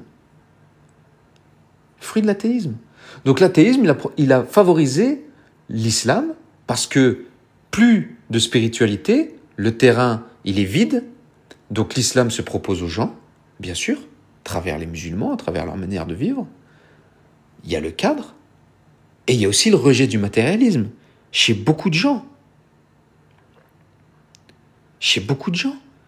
L'athéisme contemporain, il est souvent lié à une vision matérialiste du monde, où la quête de plaisir et de réussite individuelle prime sur les valeurs spirituelles. Et face à cela, l'islam, il apparaît comme une alternative. Voilà. Donc, chasser le catholicisme, chasser le Christ, vous récolterez l'islam. Et c'est peut-être pas l'islam, mais les musulmans, et c'est en train de se passer aujourd'hui, qui vont redonner la foi à beaucoup de chrétiens. Et je peux vous dire, le fait que les musulmans se sont rendus visibles à travers leurs pratiques cultuelles, parce que ce qu'a fait la France, c'est parce que comment vous mettez un terreau religieux dans une société? C'est par les traditions. C'est par ce qui est visible. C'est ce qui est visible qui convertit, en général. Vous voyez? Donc avant, il y avait les processions de la Sainte Vierge. Il y avait l'église était dans les écoles, l'église était dans les hôpitaux. Il y avait des aumôneries, même à l'armée, etc., etc. L'église était visible. Et donc il y avait un terreau chrétien. Lorsqu'il y avait le carême, c'était pareil, c'était célébré. Toutes les fêtes religieuses étaient célébrées publiquement, dans les quartiers, etc., etc. Et c'est ce terreau-là qu'on a fait disparaître. Pour faire disparaître une religion dans un pays, il faut enlever tout ce qui est visible. C'est pour ça que le protestantisme n'a pas posé de problème au régime révolutionnaire, parce que le protestantisme, c'est le christianisme sans la tradition. Hein? C'est le christianisme invisible. Vous voyez? Et donc, L'islam est visible. Et c'est en cela qu'il pose un gros problème en France. C'est tout ce qui est visible. On s'en foutrait des musulmans si c'était pas visible. Le voile, le ramadan, leur pratique, le fait de pas manger de porc, etc. C'est visible tout ça. Et c'est ça qui emmerde la République. Vous voyez, ça emmerde les gauchistes. Enfin, les gauchistes aujourd'hui lèchent les babouches des musulmans, mais il faut savoir que c'est les gauchistes qui ont fait la révolution. Et c'est les gauchistes qui ont détruit ou qui ont tenté de détruire le catholicisme, parce que le catholicisme ne sera jamais détruit. Promesse de Jésus. D'ailleurs, explosion des baptêmes, messe des cendres, j'ai jamais vu autant de monde. Un truc de fou. Il se passe un truc de fou là en ce moment. Mais je pense que, vous voyez, c'est à la fois l'islam est le fruit de l'athéisme en France, et ça va être aussi, pour ceux qui voient un mal en cela, ce sera un bien, parce que ça va aussi mettre les gens face à eux-mêmes. Parce que les musulmans permettent aux gens de rappeler à tous ces athées que Dieu existe. Voilà. Eh ouais, Dieu existe. Alors, c'est pas Jésus, mais ils rappellent tous les jours, avec leur voile, avec leur pratique, que Dieu existe. Et ça me fait marrer, moi. Moi, ça me fait marrer. Parce que l'athéisme, le châtiment que mérite l'athéisme, c'est l'islam. C'est un châtiment divin, ça. Beaucoup de saints catholiques l'ont dit. Je vous invite à lire le livre de Antoine Régis, Les saints catholiques face à l'islam. Ils ont déjà tout dit. Tous les saints catholiques ont déjà tout dit depuis le 8e siècle. Ce qui se passe aujourd'hui en France, ça a déjà été dit. On est même en train de revivre des choses qui se sont déjà passées autrefois, plus en Orient. Donc, vous voyez, l'islam c'est aussi comme une réaction au rejet du christianisme. Dans de nombreux pays occidentaux, le christianisme est souvent perçu comme une religion du passé. On l'associe à des traditions jugées archaïques, dépassées, ou à des institutions discréditées par l'histoire. Dixit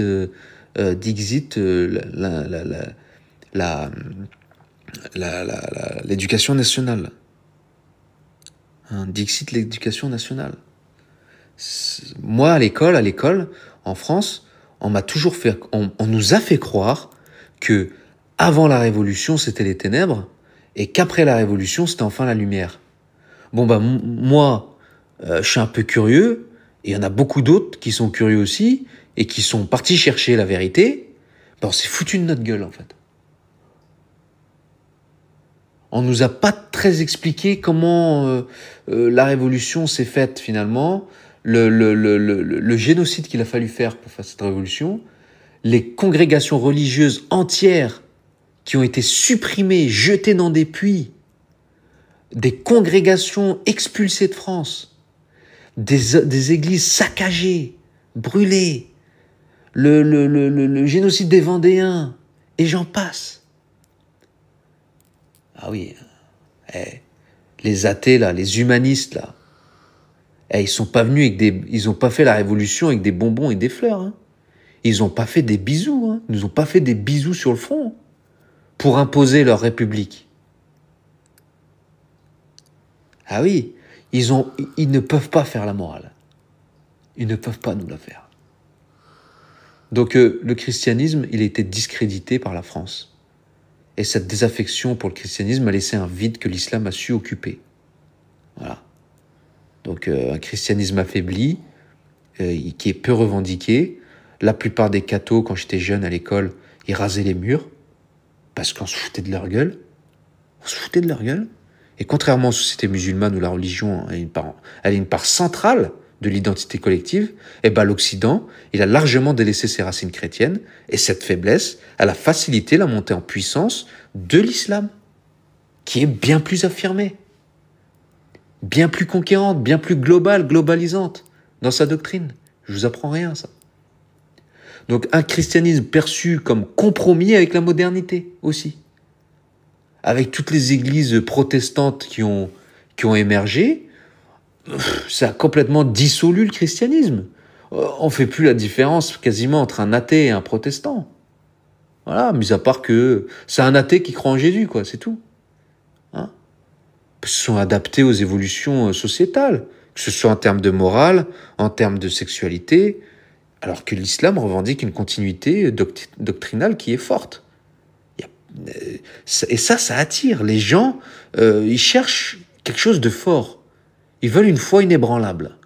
Alors moi, je l'ai trouvé dans le catholicisme, bien évidemment. C'est sans commune mesure, ce n'est pas comparable. Le but de cette vidéo n'est pas de comparer l'islam avec le catholicisme, mais c'est de dire pourquoi l'athéisme a favorisé l'islam. Et pourquoi l'athéisme, cette doctrine qui a influencé énormément de gens, même de bonne foi, hein, ça a généré le libéralisme, eh bien, on s'est coupé les branches sur lesquelles on était posé. Et aussi, il y a des gens qui se réfugient dans l'islam parce que c'est un refuge pour ne pas perdre leur identité. Comme je l'ai dit tout à l'heure, hein. Dans un Occident en quête de repères, en crise identitaire, qui ne sait plus où il va, eh ben, l'islam, c'est quelque chose qui résiste à la mondialisation. Ou en tout cas, qui résiste au relativisme moral. Voilà. Le musulman, il n'a pas envie que son fils, un jour, il vienne avec les cheveux roses et qu'il lui dise « Papa, finalement, je suis une fille. » Ah, il a raison, le musulman, attendez. Ah, il a raison. On va pas lui en vouloir au musulman de vouloir rester quelqu'un de normal. Ah ouais, mais fallait pas taper sur l'église, les amis. Les premiers ennemis du christianisme, c'est pas les musulmans. Ce sont ces révolutionnaires, ce sont tous ces gauchistes, tous ces libéraux, de droite comme de gauche d'ailleurs, parce que vous avez les libéraux de droite qui utilisent l'identité chrétienne de la France, mais qui vivent comme des libéraux. Ils vivent comme des libéraux, en état de péché mortel public.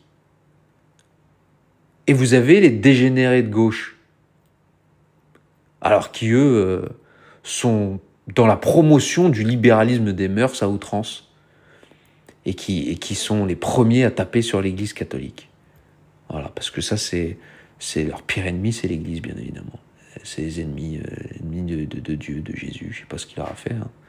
Mais non, ils veulent pas. Ils veulent pas. D'ailleurs, beaucoup d'athées, quand vous parlez de religion, ils ont des boutons, hein. Ils ont les mêmes réactions. Vous allez voir, hein, cette vidéo-là, elle sera rediffusée. J'en ai fait une sur TikTok, puis j'ai diffusé sur YouTube. J'ai 300 commentaires en moins de 24 heures. Il y en a je ne sais pas combien qui sont venus me avoir des réactions ultra violentes, des athées. Ils ont la même réaction que certains musulmans lorsqu'on insulte leur prophète. Et pourtant, eux, ils sont humanistes, pourtant, eux, ils ont tout compris, pourtant, eux, ils détiennent la sagesse, normalement, les athées. Ils devraient être des exemples pour nous. Pour qu'on devienne athée, il faut que vous nous donniez la foi, les athées, hein. Donc, il faut nous montrer l'exemple pour qu'on ait confiance.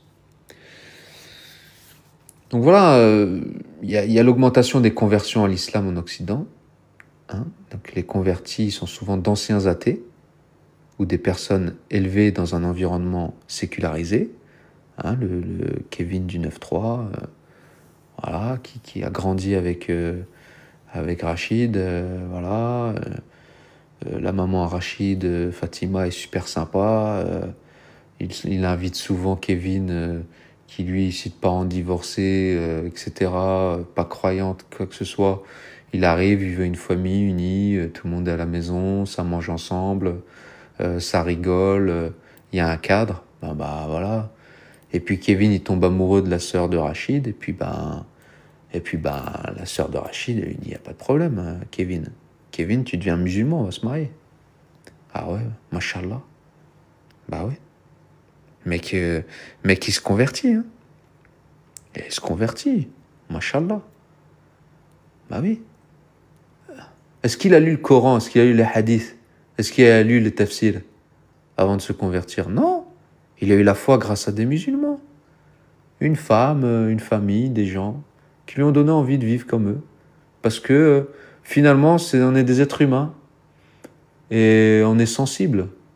Voilà. Autrefois, le catholicisme faisait ce rôle spirituel. Et oui, il comblait ce vide. Voilà. On se tournait vers l'Église. C'était la doctrine, c'était la spiritualité de la France. Même s'il y avait de nombreuses personnes qui ne croyaient pas, ils avaient le droit de ne pas croire, il n'y avait pas de problème.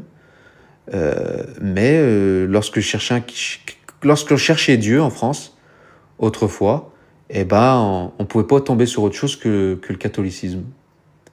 Faut pas s'étonner. Faut pas s'étonner aujourd'hui. Voilà, faut pas s'étonner. Voilà.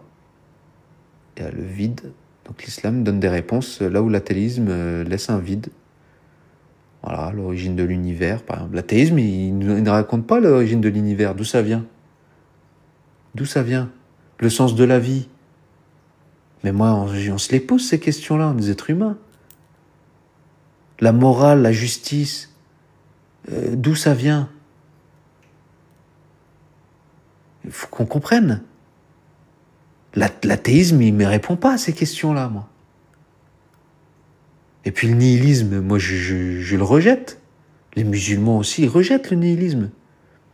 L'athéisme, il peut conduire à une vision du monde où tout est absurde et dénué de sens. L'islam, au contraire, lui, il propose un cadre où chaque action a une signification et un but transcendant. Même si des fois, c'est des dingueries.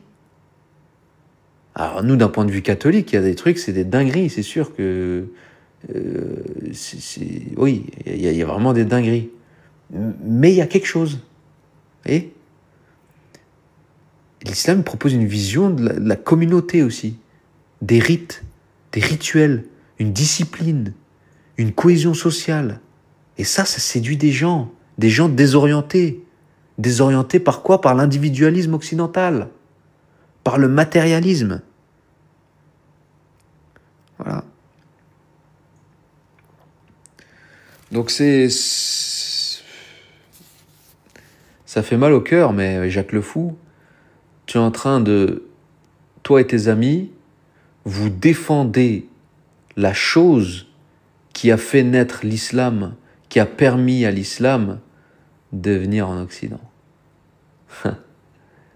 Vous méritez une bonne charia, Jacques le Fou et vos amis. Moi, ça me fait marrer, moi. Moi, ça me fait marrer parce que je fais partie de ceux qui croient que les musulmans devenus catholiques sauveront la France. Et je fais partie de ceux qui croient également que beaucoup de musulmans, animés par leur foi, ont compris qui sont les véritables ennemis de la France. Il y a énormément de musulmans qui ont cette conscience. Qui ont cette conscience que beaucoup de Français qui n'ont pas la foi sont à des années-lumière de discerner ce qui se passe dans ce pays. À des années-lumière. Et en cela, les gens qui ont la foi, quelle que soit la religion finalement, on arrive à se reconnaître. C'est pour ça que je m'entends avec pas mal de musulmans éclairés qui ont compris l'arnaque.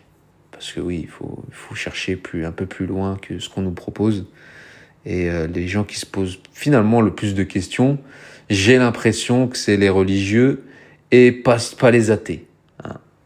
J'ai pas l'impression qu'ils se posent plus de questions que ça. Finalement. Donc, la démographie aussi, je vais finir par ça, la démographie, la progression de l'islam, eh bien, en Occident, c'est pas seulement dû aux conversions, mais aussi à la dynamique démographique des populations musulmanes. Pourquoi? Le déclin de natalité en Occident. On fait plus de gosses, hein, 1,2 enfants par famille, par couple en France. La société, les plus sécularisées en général, elles ont tendance à avoir des taux de natalité très bas. Tandis que les familles musulmanes, elles sont généralement plus nombreuses. Voilà. Et ils ont une identité religieuse mieux préservée, contrairement aux familles ex-chrétiennes, où la transmission de la foi s'est affaiblie. Il y en a beaucoup qui disent non, on va pas baptiser l'enfant, on va pas l'emmener au catéchisme, il va choisir. Vous voyez, ça c'est le libéralisme. On a fait croire aux Français que être quelqu'un de bien, c'est la liberté individuelle. C'est ça le Dieu. Le Dieu de la France, c'est la liberté. Celui qui est contre la liberté individuelle est une mauvaise personne. Or, je ne vois pas pourquoi vous ne demandez pas à votre enfant s'il doit aller à l'école ou non. Alors, je ne vois pas pourquoi vous devez lui demander s'il doit aller au catéchisme ou pas. Voilà. Si vous estimez que votre religion est bonne, vraie, et va apporter quelque chose à votre enfant, vous n'avez pas besoin de demander à votre enfant s'il doit y aller ou pas. On l'emmène au catéchisme et on le baptise, point. Fera-t-il quelque chose de ce catéchisme? Ce sera son problème. Honorera-t-il son baptême? Ce sera son problème. Mais on l'y emmène. Voilà. Il n'y a pas de question là, dans ce cas-là, on demande à son enfant aussi s'il veut bien ce prénom-là, et puis on attend 10 ans avant de donner un prénom. Et puis voilà, mais vous voyez dans quel délire on vit, quoi. On vit dans un délire total. Voilà. Donc c'est loin d'être des forces opposées, l'athéisme et l'islam. L'islam et l'athéisme s'inscrivent dans un même processus historique en France. Le recul du christianisme et l'essor du matérialisme ont laissé donc un vide spirituel que l'islam a su combler. Paradoxalement, en niant le besoin de transcendance et en promouvant une vision désenchantée du monde, l'athéisme a créé les conditions favorables à la progression de l'islam. Donc je finirai par cela. Je pense donc que le remède pour la France, c'est de revenir au plus vite à ce qui a fait la France, à savoir la doctrine catholique. C'est ce ciment qui a permis à tous les peuples français de s'entendre, de s'unifier autour d'idéaux communs, de vertus, qui a pu enfanter les plus beaux joyaux et les plus belles institutions qui sont imposées au monde en France. La France qui est la fille aînée de l'Église, qui aujourd'hui vit un peu comme l'enfant prodigue, c'est-à-dire que a délaissé son héritage, qui est parti se perdre, mais qui, j'espère, finira par retrouver son chemin, revenir à son père, revenir à ses racines profondes, à son héritage. Et je garde de l'espoir parce que il y a énormément, je fais partie d'ailleurs, peut-être de cet espoir, puisque moi-même, il y a plus de 5 ans, vous m'auriez dit que je serais devenu catholique, je me serais marré. Eh bien, il y a énormément de gens dans mon cas, énormément d'adultes et d'adolescents français issus de l'islam, issus de l'athéisme, issus d'autres formes de spiritualité qui s'engagent et qui demandent le baptême en France, alors que c'est très contraignant. C'est 1 an à 2 ans de catéchisme, donc ça demande du temps, ça demande des convictions, ça demande de l'énergie et un engagement. Et lorsque je vois que ces gens-là s'engagent, je vois la force de conviction qu'ils ont et le nombre de personnes qui ramènent avec eux les années suivantes, parce que je me rappelle, j'étais à Messe des Cendres mercredi dernier, il y avait un monde fou. Les premières messes des cendres auxquelles j'ai assisté, c'était sans commune mesure le nombre de personnes. Donc c'est assez réjouissant de voir ça, notamment de la part des jeunes qui prennent, j'ai l'impression, leur revanche sur les générations des baby-boomers, des 68ards, qui ont tout relativisé.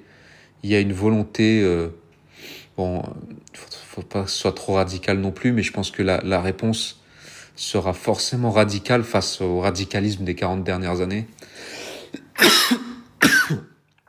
excusez-moi. Je commence à avoir soif. Et donc, l'avenir peut être assez prometteur d'un point de vue spirituel. Voilà. Je vous souhaite une excellente soirée, un très bon dimanche, et à très bientôt, mes chers amis.